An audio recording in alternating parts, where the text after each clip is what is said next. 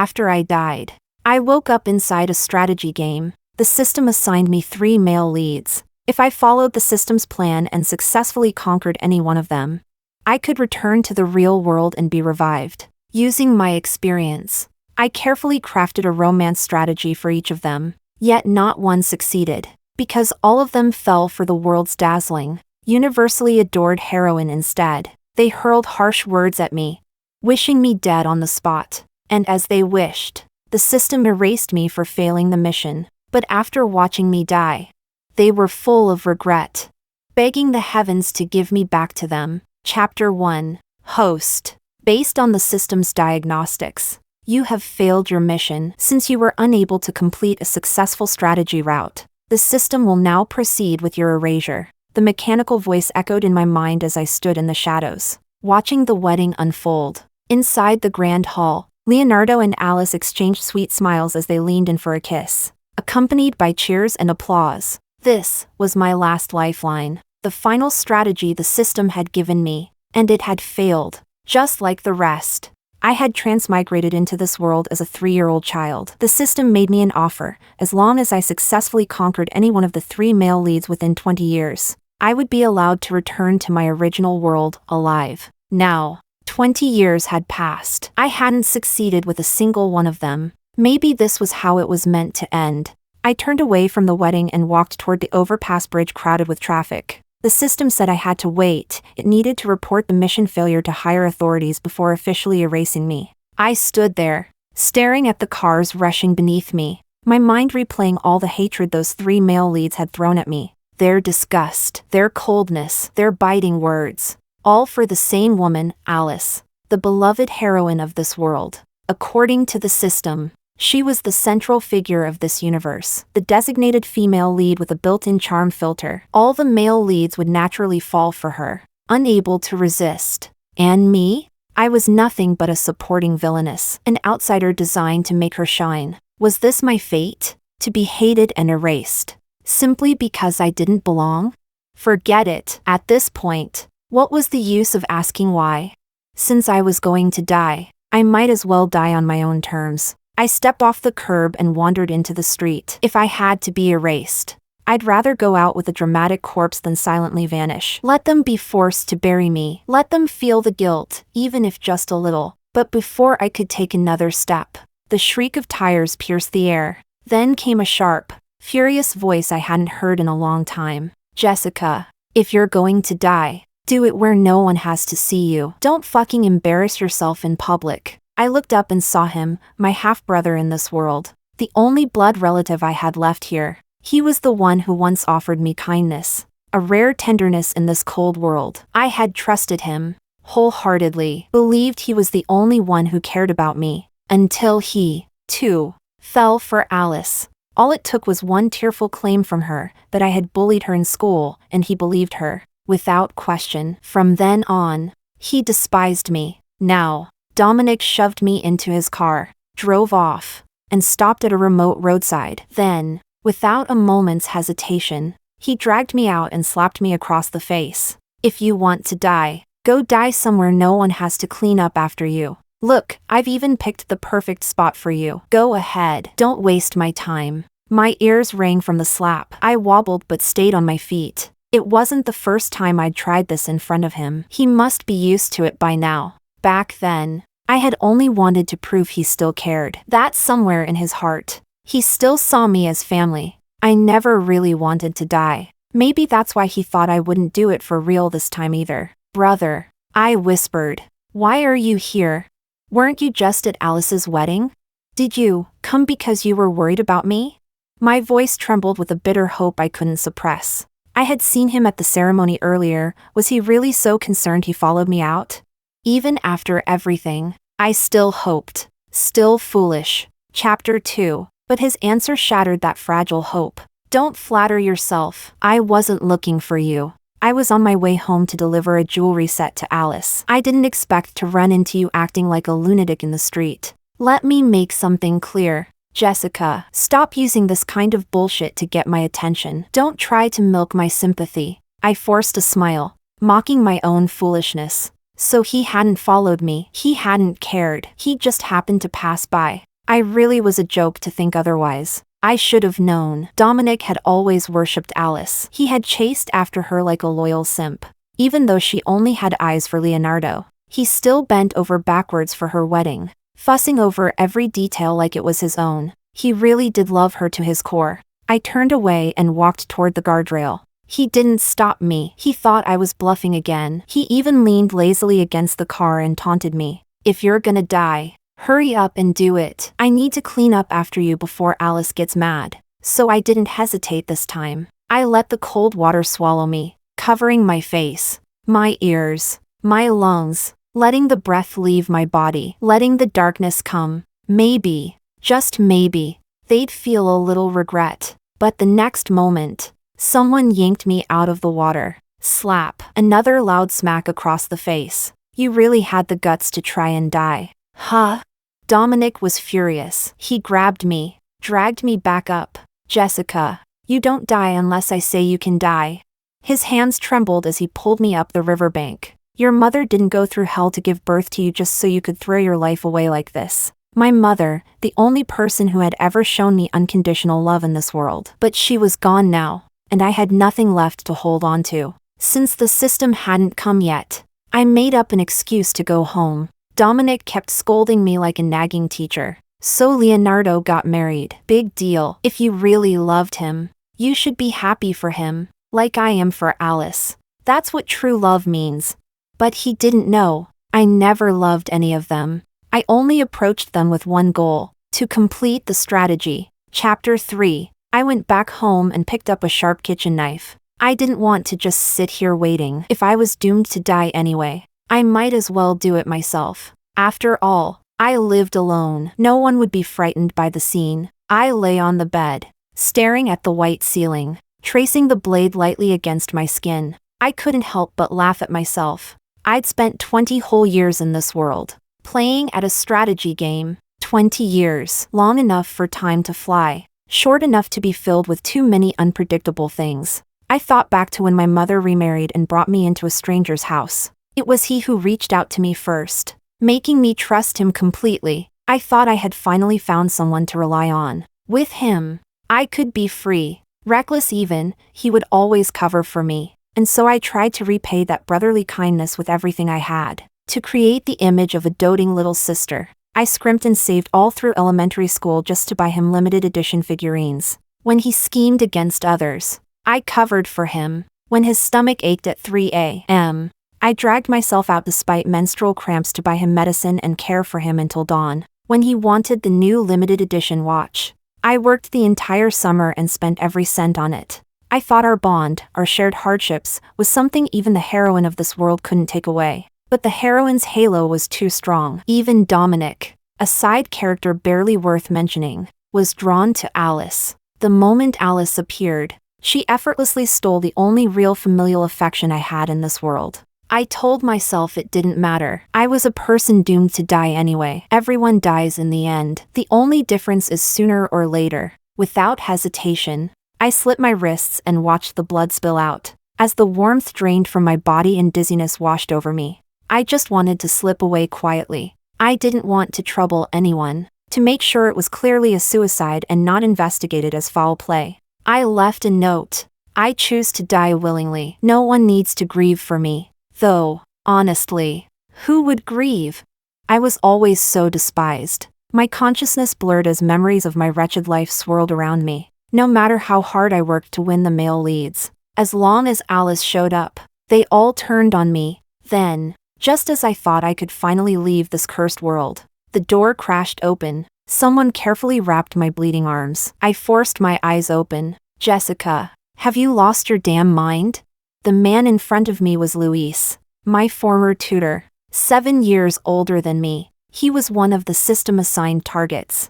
I remembered how, when my grades were bad in high school, my so-called father had hired a star university student as my tutor. I had thrown myself into studying, because the system told me he was a viable route. So I approached him under the guise of needing help, crafting the persona of a clumsy, endearing beauty who relied on him every day. He even took me to meet his parents. He said I was the first girl he had ever introduced to them. His affection for me rose exactly as I'd planned, fast and steady. I thought I was about to survive. But then Alice appeared again. She shared all of Luis's hobbies. And the moment she saw me, she trembled, curled into his arms, and sobbed. Senior, I don't know what I did to upset Jessica. She's been leading the bullying against me at school. Now I need medication just to sleep.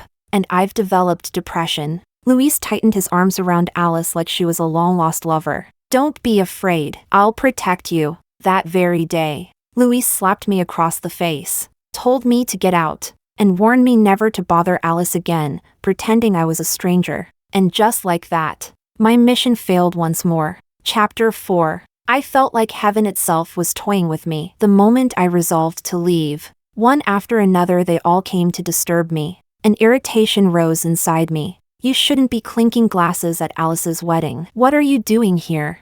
My eyes were cold and impatient. I just wanted him gone. He looked gentle and refined, his voice cool and polite. The kind of man who was tender and attentive to women. Back then he was the one who had given me hope, making me think I could survive. And then he was also the one who shattered it, plunging me back into despair. I was feeling unwell, so I went out for a walk. Is it so wrong to clear my head?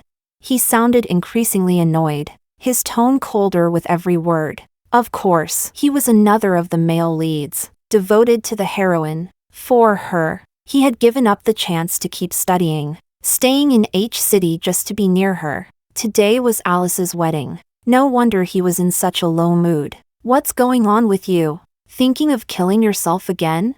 Or is this just another ploy to get our attention? To ruin Alice's happiness?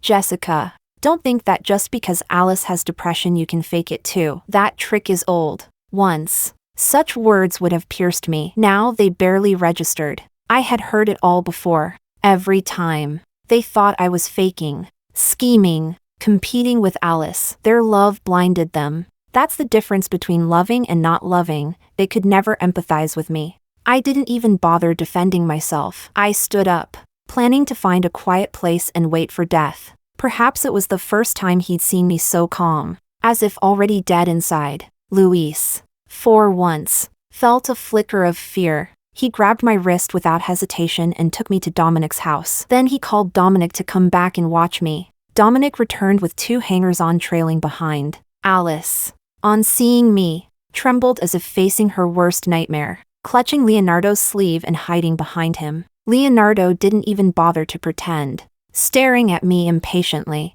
Jessica, is this fun for you? Competing with Alice over everything, now this? Do you realize this is my wedding day? What are you trying to ruin now? Wasn't bullying her back then enough? You still won't stop. It was always the same, no matter what I said or did. They refused to believe me, convinced I was a scheming, vicious woman fighting Alice for everything. Inside, I felt nothing. Looking at their faces, all I saw was naked disgust. I gave a cold little laugh. What if I told you everything she says is a lie? That she's just pretending to be a fragile little white flower in front of you? What if we switched roles and she had bullied me? Chapter 5. My words left Alice visibly pale. The other's eyes flickered with surprise. Jessica, why are you slandering me? Today is the happiest day of my life. Do you say these things just to ruin me again? Tears rolled down Alice's cheeks, her expression pitiful. It was always like this. She used the same tricks to steal their attention and sympathy. Enough, Jessica. Dominic barked without mercy. You did wrong and still want to smear Alice. Come over here and apologize. Luis, too, frowned. Jessica, stop this. Apologize and ask for Alice's forgiveness and we'll put this behind us. As for Leonardo, he didn't even bother speaking to me. He just bent over Alice, coaxing her softly. Alice truly lived up to her heroine's aura, no matter what she said or did. As soon as Alice moved her lips, they believed her. And me? No matter how much proof I offered, they saw only a vicious woman, watching each of them look at me as if they wished me dead. I suddenly didn't want to explain anymore. After 20 years in this life, for the first time I felt tired. I had schemed and struggled just to survive. But now, for the first time, it felt pointless. This life wasn't worth it. I didn't want to argue. I just wanted to slip quietly out of this world. I turned to leave, only for them to block my way. Don't go. Who knows what tricks you'll use to slander Alice again? Dominic glared at me with disgust. To prevent you from scheming. You'll stay here. You're not allowed to go anywhere. Luis and I will watch you in shifts. Don't even think of harming Alice again. And so they stayed, taking turns keeping me under watch. Leonardo and Alice left together to continue with the wedding. I stayed at Dominic's house that night. He brought me dinner midway through. I had no appetite, no desire to sleep in this place. I wanted them to let me go, and myself too. I sat staring blankly out the window, watching the birds fly free. That was when Luis finally noticed something was off. He grabbed me, forcing me to meet his eyes. Jessica, what's wrong with you? Do you even know who I am? I stared back blankly, my face calm, not wanting to say another word. Dominic also noticed my change, a flicker of panic crossing his face. What's wrong with her?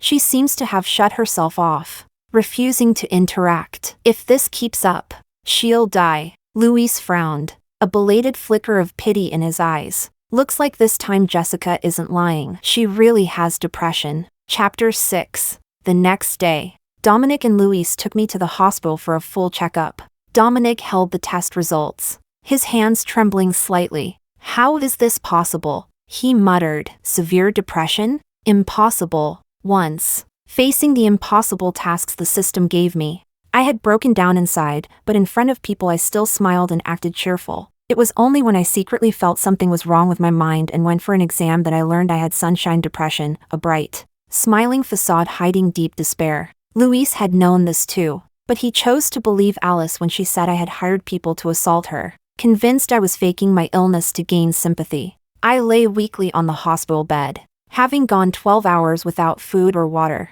Dominic pried my mouth open, trying to spoon porridge into me. I spat it all out without hesitation. Dominic, never a patient man, scowled. You don't want to eat? Fine, let's see how long you can last. Fuming, he stormed out, leaving Luis to intrude on what little peace I had. For once he tried to comfort me patiently, but I couldn't hear a single word. My empty eyes stared at the view outside the window. Jessica, stop using this to get our attention, he said. Honestly, even if you die, no one will grieve for you. At those words, my eyes lit up. I grabbed his hand.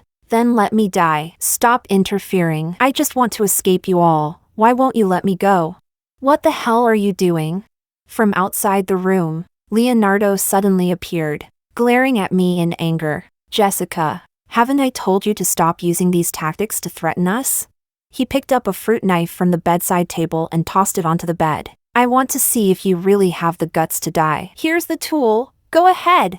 They all said the same thing. Certain I didn't dare, certain I lacked the courage. But my hope was gone. My greatest wish now was death. I picked up the fruit knife and, without hesitation, slit my wrist. Blood poured out. Luis yelled for nurses and bandaged my wound. Then, furious, he slashed the air in front of Leonardo's face, trying to jolt him awake. You're insane. Jessica isn't faking this time. She really has depression. Stop provoking her.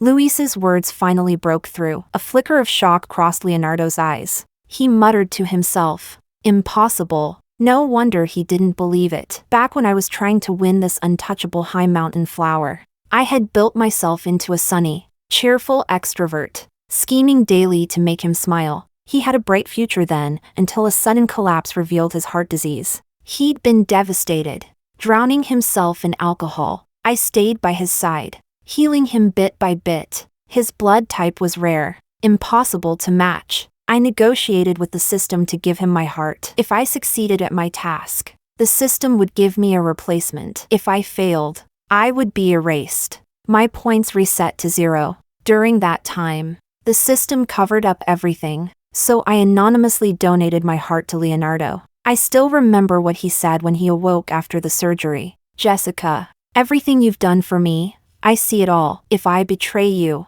may I rot in hell forever. They say men's promises are lies. They were right. I watched as the nurse finished dressing my wound and even scolded them a little. I turned my head on the pillow, refusing to look at them anymore. Leonardo finally seemed to realize this wasn't a game. A glimmer of regret appeared in his eyes. "How did you end up with depression?" he asked softly. I didn't bother answering. I shut my eyes and turned away. I didn't want them to taint my final moments of peace. Everyone here only filled me with disgust and loathing. Chapter 7. He grabbed my face and forced me to open my eyes and look at him. "Jessica, don't make that face. Look at me properly. Are you trying to steal my attention again? Did you bribe the doctor to falsify your medical records? Say it!" For the first time, I truly felt that my very existence was a joke. They always found some excuse to justify their behavior. I remember the first time I was misunderstood. I desperately tried to explain myself, searched for every possible piece of evidence, just to prove my innocence. But the more I explained, the more they doubted me. Eventually, I got used to taking the blame and being falsely accused, seeing that I was still ignoring him as if he were air. Leonardo clenched his fists and stormed out of the hospital in anger. Luis, seeing that I was in the hospital, felt reassured and left with Leonardo. Finally, I had a moment of peace. In the afternoon, I was discharged and went home, planning to close my eyes and quietly wait for the system to return. Just then, the newly hired cleaning lady pushed the door open. She nervously rubbed her hands together and said with a simple, honest tone, "I just finished cooking. Go eat something." I had no appetite whatsoever, so I told the truth. "Auntie, I'm not hungry right now. You go ahead and eat first." She quickly waved her hands and explained, "Your brother messaged me. He told me I must make sure you eat."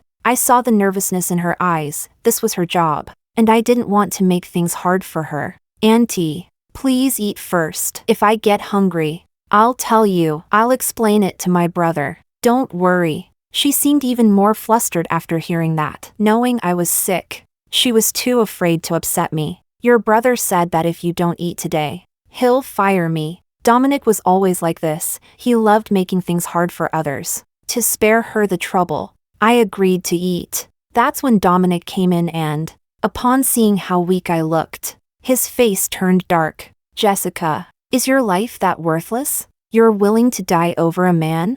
You should learn from me and Luis, learn to let go. Love doesn't have to mean possession. We both loved Alice and chose to let her go. Aren't we living just fine now?"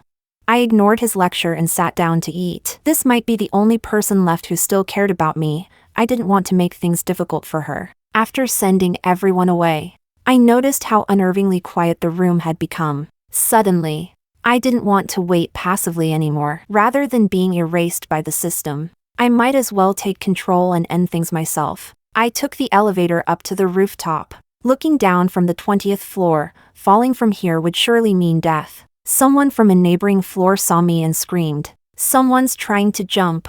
Call the police, now." At that moment, Luis and Dominic rushed to the rooftop. Dominic finally looked panicked. He shouted, "Jessica, if you dare jump, I'll burn that whole bookcase of yours." I used to love reading, and I'd collected a whole shelf of books. Reading was the only time I ever felt peace. But Dominic didn't understand. I was always meant to die. His threats meant nothing to me. Luis added, "Have you ever thought about what your brother would do after you're gone?" Dominic? He was just my half-brother. The only pure maternal love I'd ever known in this world was long gone. I covered my ears, not wanting to hear their nonsense anymore. Then, without hesitation, I jumped. Chapter 8. The sound of air roared past my ears. With a loud bang, I felt the cushion below me. Dizzy and disoriented, I saw the crowd gathered around me. Leonardo happened to be driving by. When he saw that the person attempting suicide was me, he rushed through the crowd, calling my name. Before, when I watched other people try to kill themselves, I thought death was something simple and easy. But when it came to me, I realized that dying is also a very hard thing to do. I had fallen from such a high floor, but the air cushion broke my fall. I only ended up with a mild concussion. This time Dominic's anger was the greatest I had ever seen. He immediately arranged for the biggest psychiatric hospital in H City to take me in. Luis fully supported the decision, thinking I was beyond saving. As for Leonardo, he just looked at me with disgust, unwilling to say even a single word. They had once felt a shred of pity for me because I was ill, But now they were back to how they'd always been, only more disgusted. My heart had already been hammered into steel long ago. I was no longer that girl who cried frantically every time she was slandered. Now I was used to being smeared.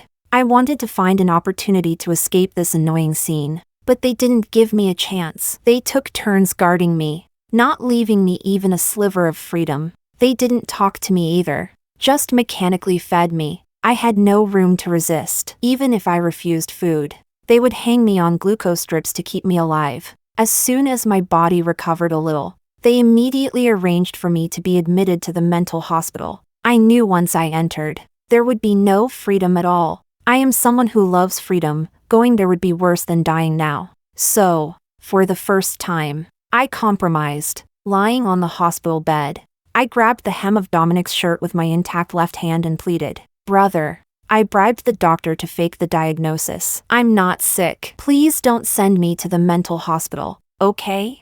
Seeing me beg like that, Dominic softened for a moment, wanting to agree. I knew if I said this, it would be hard for him to refuse. After all, he had once truly cared for me. But the next second, seeing the bandages wrapped around my wrist, he pushed my hand away with disgust. With rare patience he told me, "No one would slander themselves like this. Jessica, you need to behave. I'm sure you'll get better soon." And so, I was locked without hesitation inside a room of barely 10 square meters. There was nothing but a bed, hardly any space to move at all, apart from meals delivered on time every day. There were 2 nurses taking turns watching me. The nurses never spoke to me. They only did what they were supposed to do. My spirit completely collapsed. I wanted to escape this place quickly, but there wasn't even a single tool I could use. For the first time I felt what true, endless despair was. I screamed in my heart for the system,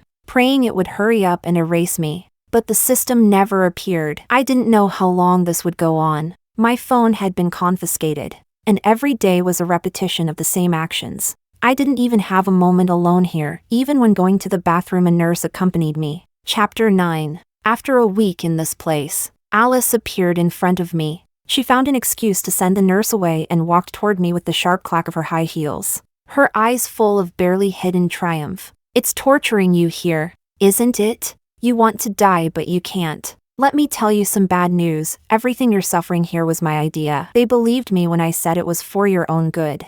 I had long since grown used to this sort of thing. She often did this, hoping to see me beg for mercy. Seeing my calm reaction, she grew dissatisfied and yanked my hair. "Do you know how jealous I am of you? In the original world, you had a happy family. Even the man I loved liked you and hated me. For a moment I couldn't even react. In the original world, no one but me should know about that." How did she know? Unless she, like me, was an outsider in this world, a player in the same conquest game. Alice saw my expression and laughed smugly. "Let me tell you the truth, when you accidentally fell to your death, it was my doing.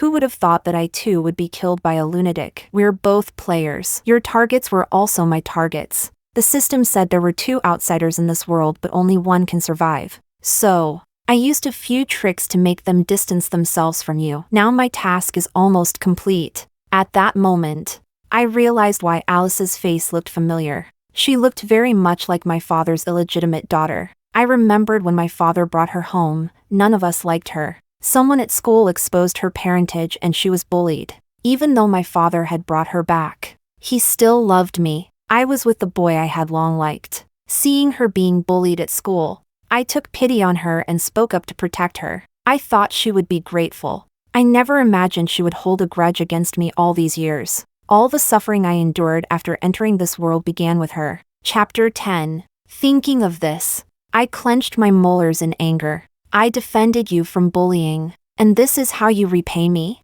Alice sneered, tugging my hair back and forth. "You think I wanted your help? If it weren't for my birth, I'd climb higher and make you all look up to me." So that was it. Everything had been me acting on my own feelings. By helping her, I had ruined her plans. But I had never hated her for her birth. As an illegitimate daughter, she didn't even keep her head down. Instead, she wanted me dead. That alone was unforgivable. If you had been honest from the start, or clearly refused my help, none of this would have happened. I never hated you for being born. I even told my mother not to involve an innocent life. I helped you go to school, you should have thanked me. She didn't listen to a single word I said. She just kept gloating, saying I was destined to be locked up here forever. And she really had tortured me. Day after day here I wasted away, not knowing what my next step should be. I didn't even know how many days had passed. I had become almost numb. Then a boy who seemed vaguely familiar came in and sent the nurse away.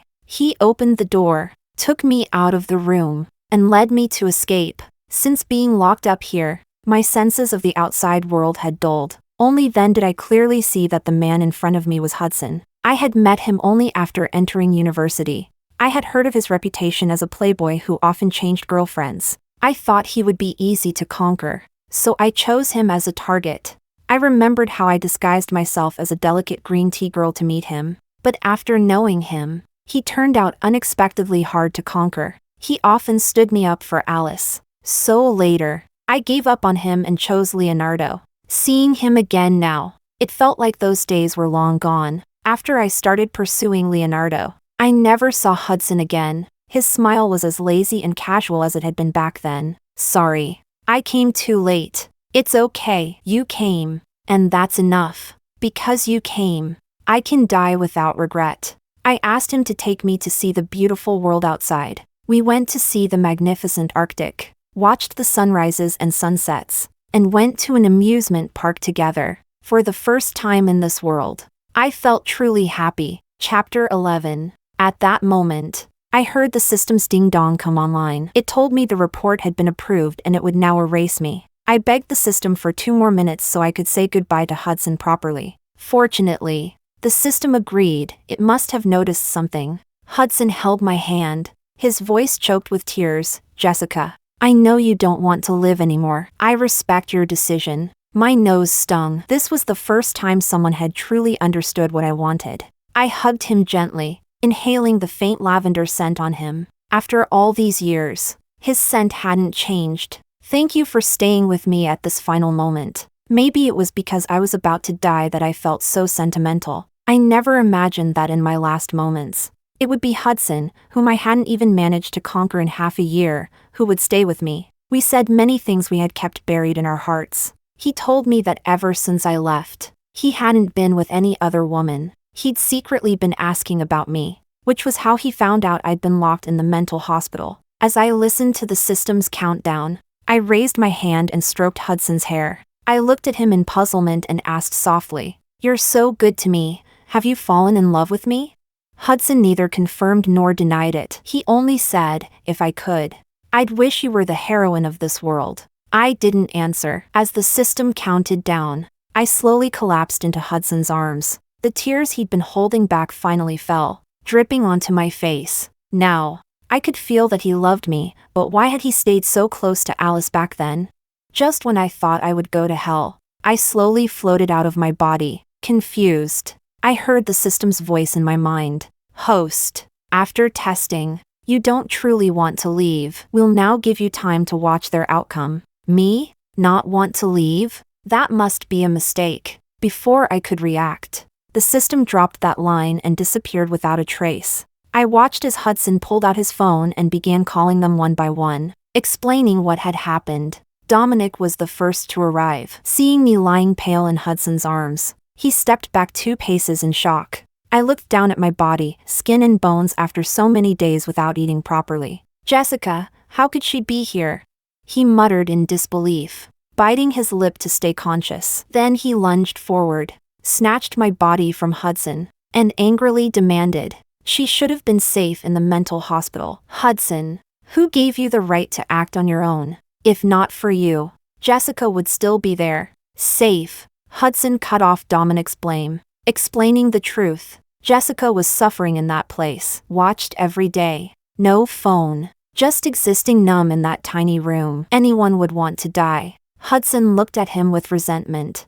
I hadn't expected Hudson to understand so well what I had gone through in the mental hospital. Dominic, as if stabbed in the heart, got up and pressed Hudson down, starting to beat him. I was protecting Jessica from gossip and slander. If you hadn't taken her out, she wouldn't have died out here. Give her back to me.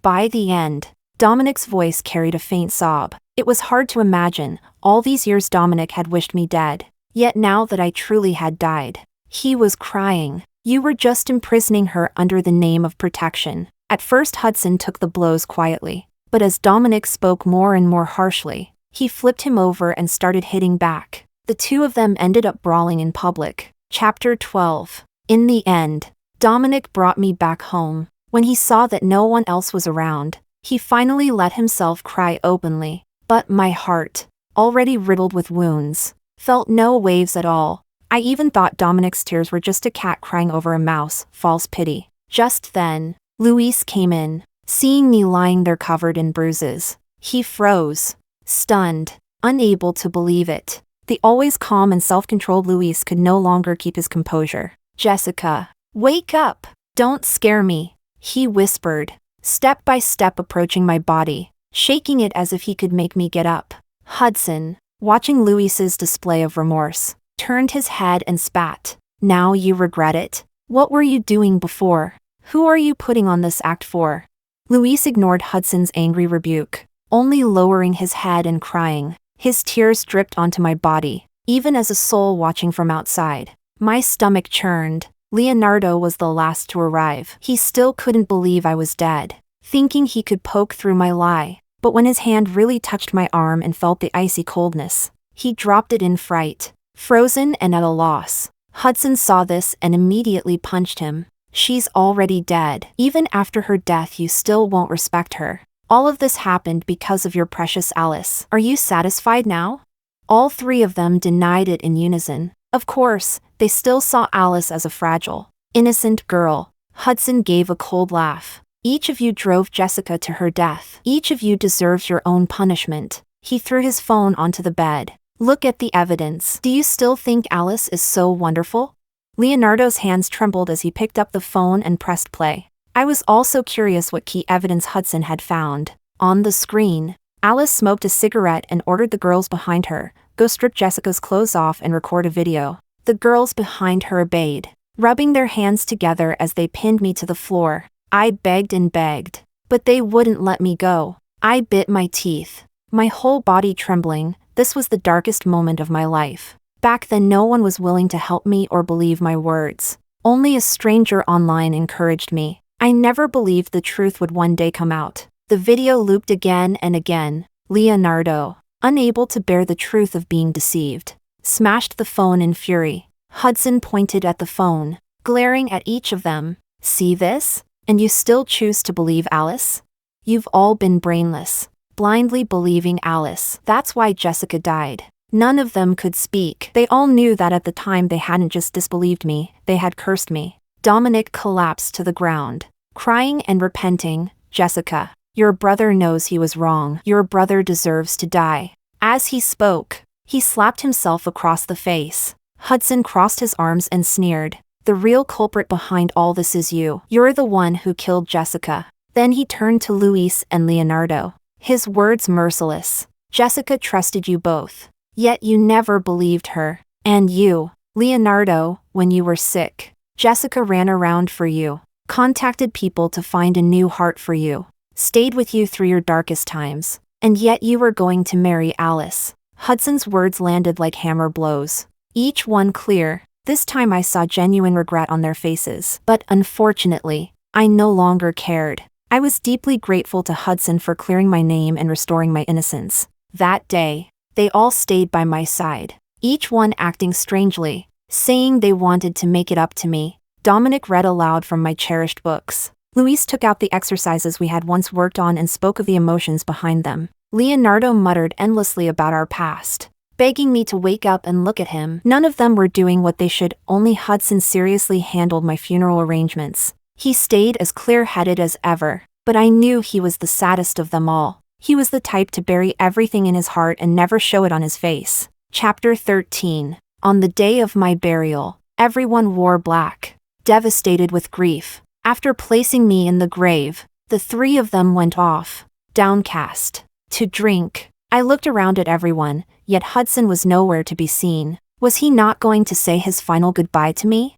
But the next second, I saw Hudson arrive, dragging a tightly bound Alice with him. At that moment, Leonardo and the others pulled out knives hidden on their bodies. Each of them took a turn stabbing Alice. She screamed miserably at first, but her cries grew weaker and weaker. I watched with my own eyes as Alice was tortured to death. And honestly, I felt a flicker of satisfaction, watching them kill Alice so dramatically, murmuring my name as they slit her throat.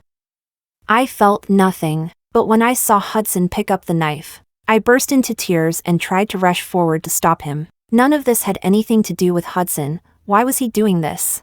I wanted to throw myself at him and hold him, but I forgot I was already dead. I could only watch as Hudson stopped breathing, tears choking me with grief. Host, congratulations. After system evaluation, the other tasker has died. Your target has officially been conquered. You have now completed the mission. The system will return you to the original world. Before I could process it, everything went black. When I opened my eyes again, I found myself lying in a hospital bed. The nurse told me Alice had died, and luckily, I'd been brought in just in time to be saved. I stared blankly at the ceiling, tears rolling down my cheeks, repeating Hudson's name over and over in my heart. Then, suddenly, I heard familiar footsteps approaching. I turned my head in surprise and saw someone both familiar and distant. It was only then that I realized the Hudson who stayed by my side in the game was actually my boyfriend from the original world. Thankfully, it wasn't too late. There's still enough time to make things right again.